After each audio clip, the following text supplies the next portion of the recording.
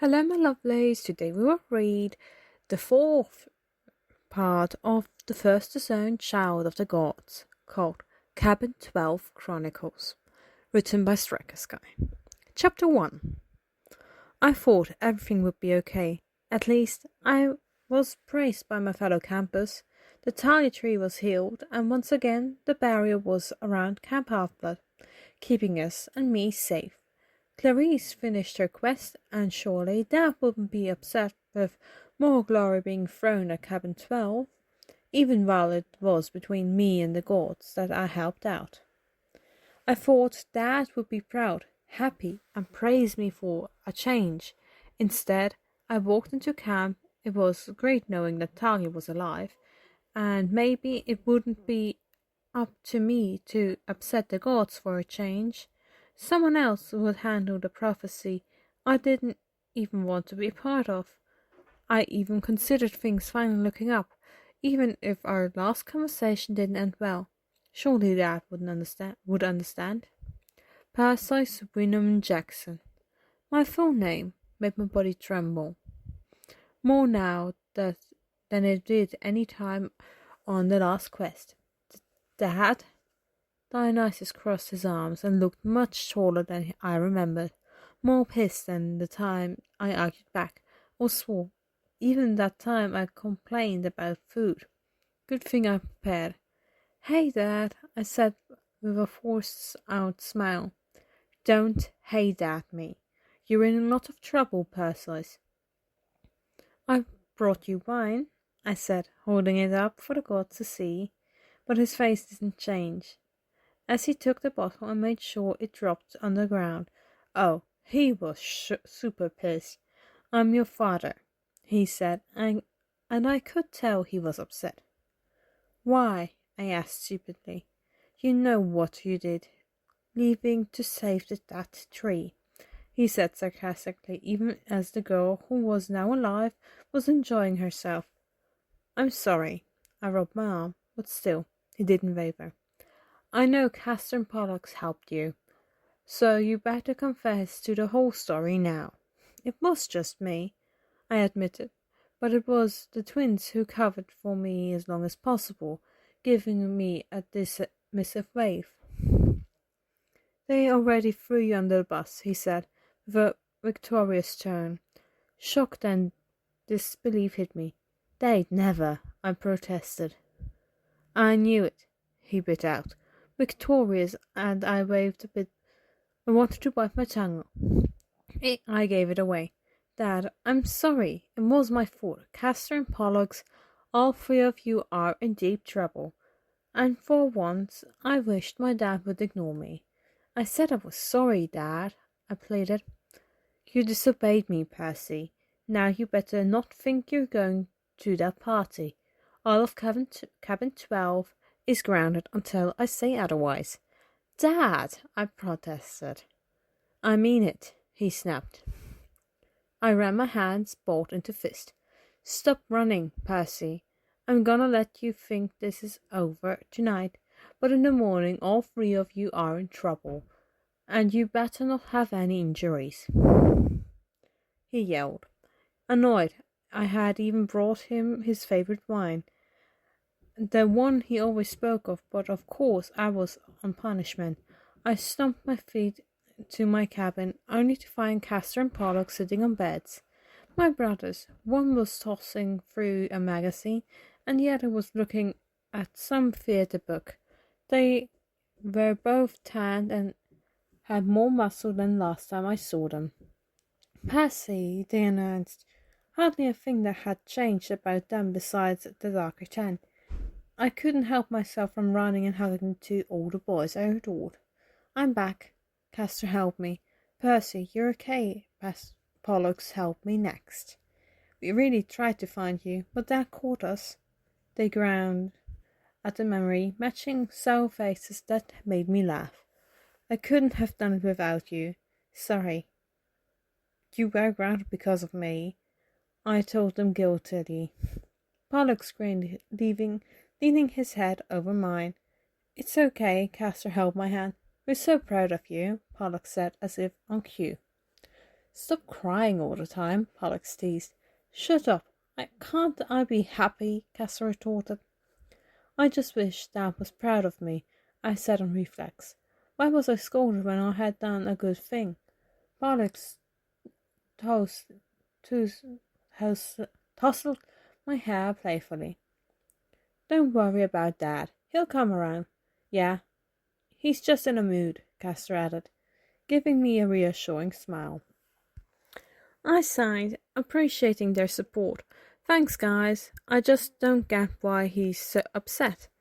I thought he'd be proud that I helped save Talia and our camp. He's always been a bit unpredictable, Pollux said, rolling his eyes. But you did a great thing, Percy. Talia's alive because of you. Exactly, Castor chimed in.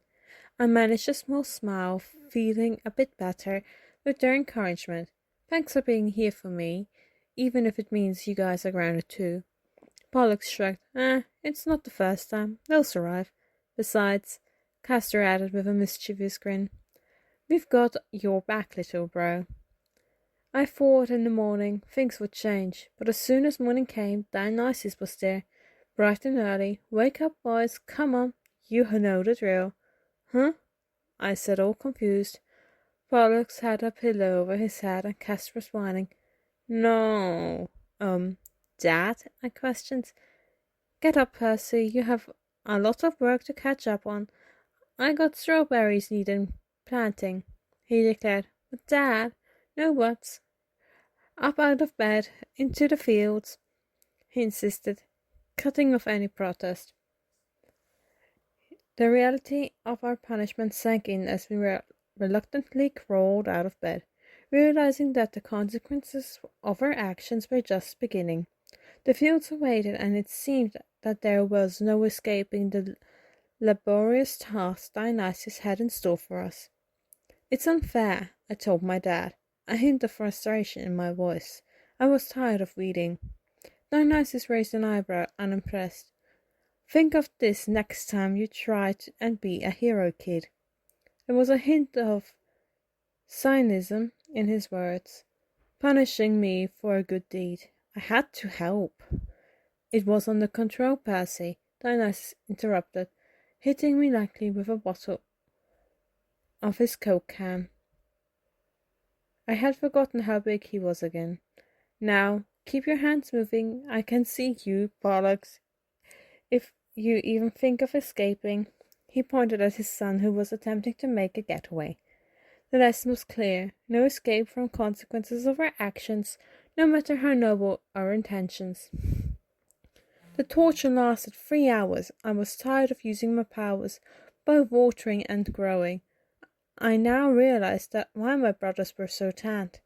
It was from Dad and his relentless son. The field seemed endless, and the strawberry plants felt like they've multiplied every time I blinked. As beads of sweat trickled down my face, I couldn't help but wonder if this punishment was a bit too much as for a well-intentioned hero. Yet there was no sympathy from Dionysus, who kept a watchful eye on us, making sure we endured every moment of our penalty. As I wiped the sweat from my brow, the irritation began to morph into anger. Dad, this is ridiculous, I exclaimed, unable to contain my frustration. Dionysus looked up from his comfortable spot in the shade, seemingly unfazed. Ridiculous? You're the one who decided to defy my orders and embark that unnecessary quest. Now you deal with the consequences. But I saved Talia, and I helped the camp. Isn't that worth anything to you? I retorted, my face tinted with frustration and desperation. It felt like he didn't care about what I had been through, how much I suffered. Castor tried to take my arm. Percy, come on, let's get you out of the sun for a bit. Pollux sent me some water. Hey, Percy, drink up. Dionysus sat up from his chair. Stop babying him, you two. This is his punishment for running away. I felt tears welling up. I didn't run, the god stepped from his shade. Next time you think of this before running off again. I hate you, I shouted before storming off. Percy, get here. Come on, Dad, chill out a bit, Pollux tried. Dad, Percy's just a kid. Let him be for a tiny bit, Cass chimed in. As always, my brothers defended me. I wanted to go back, prove I wasn't just a kid having a tantrum. I knew that what I did was bad, but I did it for a good reason. I did. And why couldn't my dad see it? Why did he have to treat my success as a burden? The frustration hurt lingered, making me question if my efforts were ever going to be acknowledged. I walked along the lake and wasn't pouting. I was kicking the sand, annoyed. Stupid dad, stupid hero brain, stupid. I knew I would have to return and I would have to apologize. But I didn't want to. It was only a matter of time before I was dragged back. And that wouldn't be a pretty sight, nor less embarrassing. I sighed, distracted by my thoughts. Percy, a voice called out for me. I turned, kind of taken off guard by a man who stood before me in a weird Hawaiian print shirt. Colorful bursts of clothing and eyes that matched the still lake. Who are you, and why did he know my name? It's me, your dad. Suddenly I remembered the time we met and how he disowned me. My dad is napping under a tree, drinking Diet Coke, and being a big jerk. I reminded him of the God who did care. Complicated emotions arose as I recalled he was pissed at me too. Poseidon, that meant. Oh, I kind of forgot about him. We kind of just stared at each other. I wished to speak to Dionysus, Poseidon said, and I was unsure why he was here. I figured I might be better to get the god of wine. After all, if I was about to be smited, at least my dad should shield me. All right. Poseidon fought me back to my dad. It was odd thinking this god was my father, and I hardly knew anything about him besides the anger that he kept giving me. Attempting to end the silence, Poseidon began. Percy's eye. I kept quiet as he spoke. I understand that you hoped to save Talia, Poseidon continued, trying to gauge Percy's feelings. Guess? That is an incredible feat, son, and I felt my teeth grind when he called me son. He had not long ago given up that right, but in fear of risking angering him again, I picked up the pace. Oh, how is your mother? It was like he was purposely stepping on all my nerves. She disowned me as well, I said with bitterness. Because of you, realizing that getting through to me would not be easy. The strained conversation hung in the air. As we arrived back at the strawberry patch, Dad said, "There you are, Percy. I knew you'd be back." I forgot I was in trouble as Dad crossed his arms. "Come on, let's get this punishment." He realized late that Poseidon was here with me. The tension in the air was visible as the two gods exchanged glances, and I braced myself for whatever was about to unfold. "Uncle?" Dionysus said stiffly. "Dionysius." "Percy," I said without thinking, only be met with glances that matched threats. Castor and Pollux stopped their reading to witness the show that was about to take place, but I doubt they could hear a thing. The tension among the gods seemed to escalate, and I couldn't help but feel like I was caught in the middle of a storm, unsure of how many of the winds would blow. Poseidon spoke first.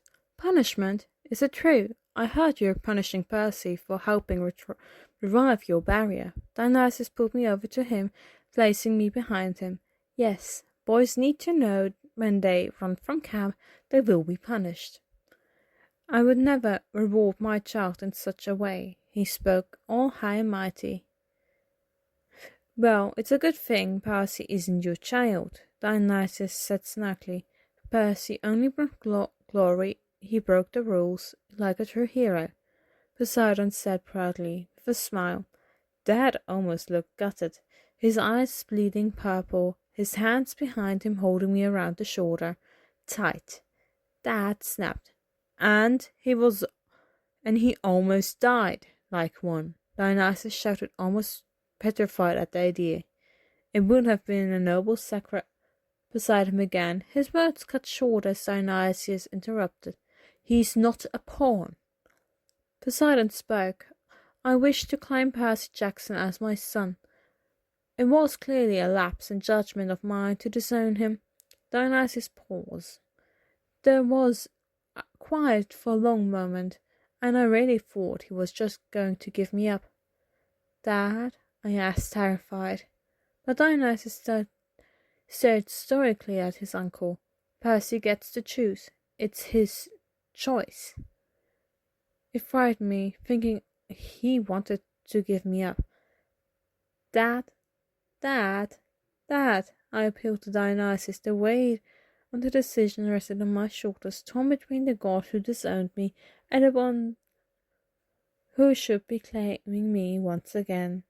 I'm not going with you. I held onto my shirt. Dionysus, Mr. D, is my dad. He made his choice.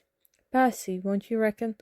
No, I took my dad by surprise, hugging around him. Dad, please don't make me go. I'm sorry I was being bratty. I really do like being with you. I won't run again. I'll finish the reading, I rambled with tears. Sure, I've given the chance he would abandon me too. Hearing Gabe's words in my head. Disobedient trouble, never going to be worth something. Dionysus placed a hand on my head.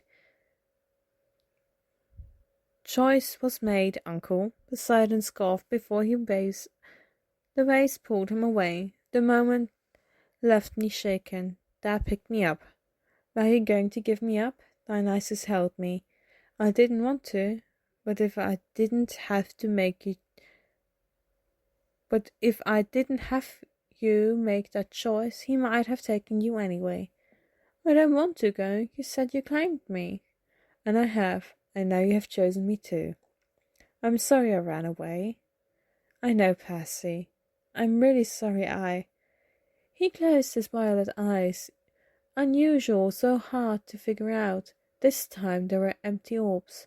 Punishment is over, Percy. Go get Pollux and Castor. Tell them it's done. Confused by the change of tone, I placed down. The weight of my choices still lingered, but for the moment the storm seemed to have passed. As Dad walked away, I stayed in bed for the rest of the day. I just felt confused and annoyed. There was anger as well. Poseidon just came here and tried to take me away from my dad. And for what? Just because I was performing well? Because he wanted to show me off like some trophy? I bit my lip until it bled. He wanted to use me, just because I proved myself to be useful. That's not what family was. I couldn't shake off the feeling of betrayal and manipulation. Poseidon's sudden appearance and his attempt to claim me as his son felt like a betrayal of the bond I shared with my dad, Dionysus. It made me question everything about my identity and where I belonged. I stared at the ceiling, my mind racing with conflicting emotions. Part of me felt flattered by Poseidon's acknowledgement of my actions, but another part resented being treated like a pawn in some divine power struggle. I didn't want to be a prize to be won or a tool to be used for someone else's gain. But almost of all, I felt a deep sense of loyalty and gratitude towards my dad, Dionysus.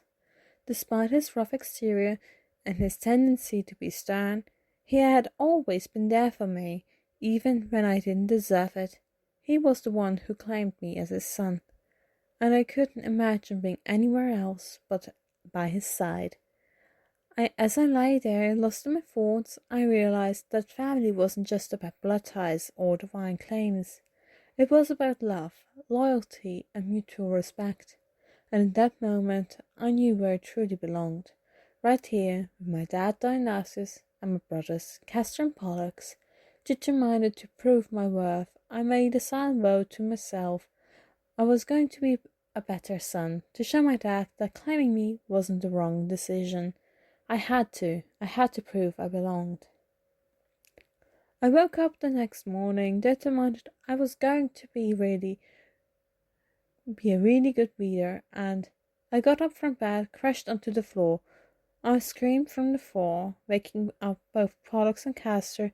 Both were confused and horrified at the idea of maybe someone coming out to attack us in our sleep, and to find me crashed on the floor. Percy, come on, it's too early for presents, Pollux announced, holding a green wrapped gift. Castor also held something orange in color. Holy Zeus, is it our birthday already? I held myself up as Pollux shook the gift, and I worried if it was from the god, who wouldn't it have wouldn't have the possibility to explode if not handled right. I saw that at my feet was a present wrapped in purple paper. I blinked confused, but guys, why would Dad give us gifts? I asked, unsure. The unexpected gesture leaving me puzzled, wondering what could have prompted Dad to give us presents. Castor threw his gift away, realizing, and Pollux held his away from his face. Wow, this is just cruel, even for him, Pollux agreed. Still, I held the thing in my hands, unsure of what to do. Kinda curious, I shrugged and opened it. Percy, no! The twins yelled. Inside was a Lego set. A whole aquarium Lego set. I hated Poseidon, yes, but I still enjoyed the sea. I couldn't believe it. I begged Dad for ages for this. He said I could have it until my birthday next year. Pollux and Castor shot each other a look before running to their gifts. Castor held up 4 tickets. Are these real? I got tickets to Hamilton, my brother said, almost too faint. Pollux held up a bracelet made of wood and branches. The moment he pressed his fingers on the thing, it turned into a farsus. I grinned, unable to keep my excitement sure. But why? Why did he give us these things to us? I mean, it was only just yesterday he was still upset at me for running. I placed down my toy. Where are you going, Percy? Pollux asked. Just to see Dad, I replied. My curiosity piqued. Heading towards my dad's quarters, I couldn't shake the feeling of confusion. I ran to the place that housed Dad, knocking at the door. It was kind of early, but maybe he would be up and keeping the campus out of trouble already. The Dad opened. Dad, I couldn't describe it, but Dad felt different. Morning, Percy, he said, placing a hand on my head, unsure of what to say. Hey, Dad, why did you get me a present when you were so angry with me? Didn't seem right. I'm ready to start reading, I said, not really having anything else to say. Dionysus looked confused. You got my gift, right? I nodded my head, yes. I did. Thank you. I really liked it, I told him with a big smile. Good. Tell me if there is anything else you want. I'll pop it over to you, he said, even more confused. That never got me gifts. It was always for a special occasion, or for doing something worth celebrating. Don't worry about reading. I'll look over the plants today. Just go play with the twins, he said monotone. A hand on my back to push me away. I couldn't shake off the feeling of confusion as I walked away. Something was definitely off, but I couldn't quite put my finger on it.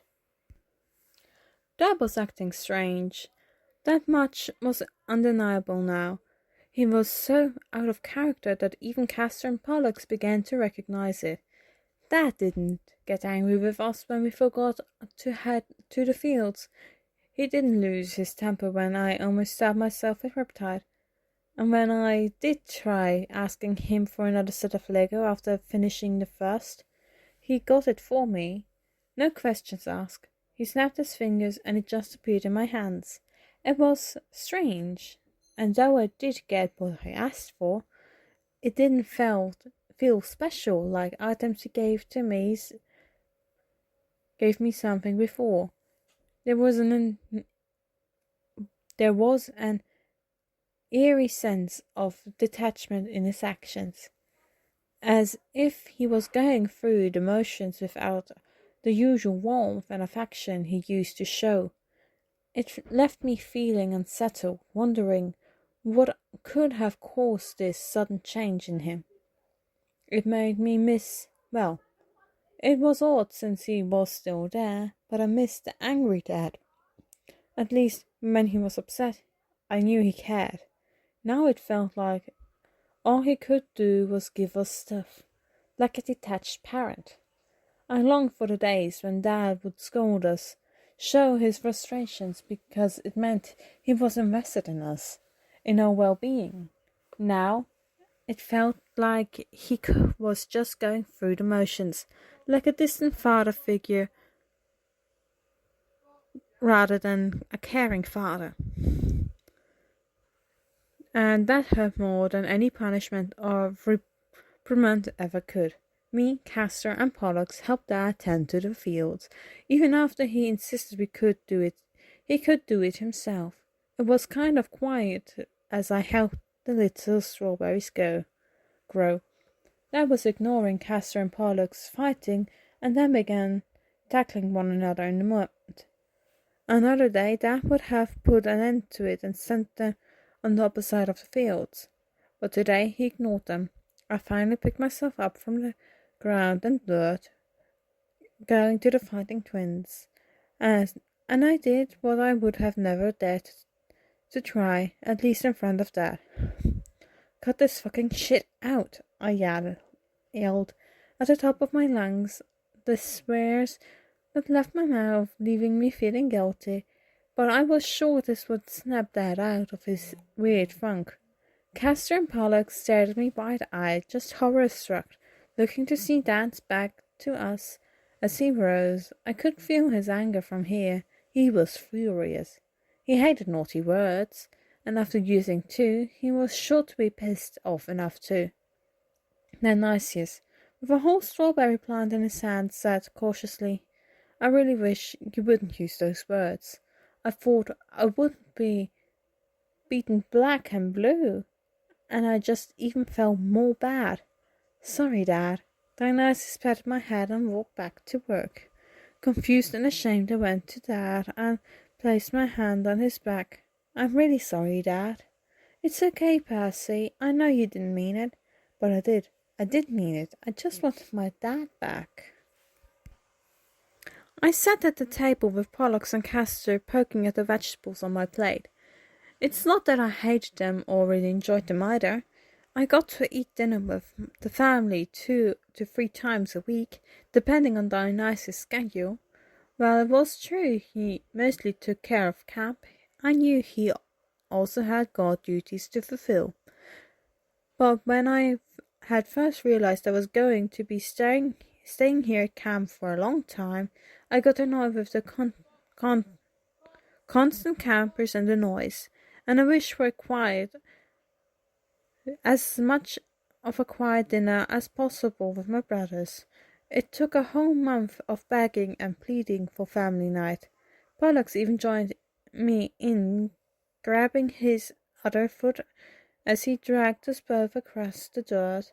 Castor, of course, just laughed and held his dad around the neck, thinking it was fun, not understanding what I wanted.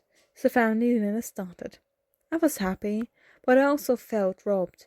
I didn't realize when I promised the idea it would give Dionysus a chance to make us eat our vegetables.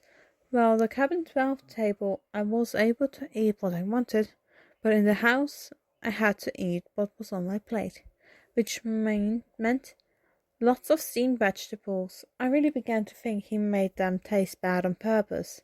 I guess now was as good as a time to test. I guess now was as good as a time as any to test my theory. "Something wrong, Percy? I want pancakes." "Sure." He would usually tell me to shut my trap and eat what was on my plate. There was a snap in the air and pancakes placed in front of me. Pollock slammed his hands on the table. What? That's unfair. Castor nodded his head. You always tell us to suck it up, or you put more of these. Pollock held up the beads in disgust on our plates. Clearly jealous, there was a long pause as they pouted. Fine, Dionysus said, almost giving in to anger. But he clearly asked calmly, What do you want? Pizza. The twins were so confused it actually worked, as pizza just landed on their plates, until they both realized it was a vegetable pizza. But not inching for another punishment, they shrugged in unison and ate up. I couldn't help but feel something was very wrong. So this was chapter 1. I hope you enjoyed it, and I'll see you for chapter 2 next week. Bye bye.